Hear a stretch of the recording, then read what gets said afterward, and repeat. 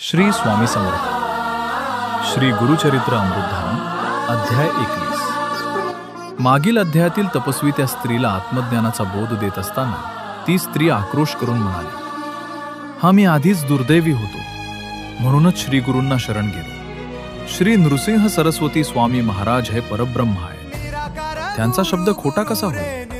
त्या स्त्रीची दृढ श्रद्धा पाहून तपस्वी तिला मुलास घेऊन श्री गुरूंच्या सानिध्यात संगमावर घेऊन जाण्यास सांगतात। औदुंबरापाशी आल्यावर त्या माता पित्यास झोप लागली, तेव्हा तिच्या स्वप्नात एक जटाधारी दिव्य पुरुष दिसला व विप्र स्त्रीच्या मुलाच्या तोंडात प्राणवायू भरला। तात्क्षण त्या स्त्रीचा मुलगा जिवंत झाला व उठून बसला।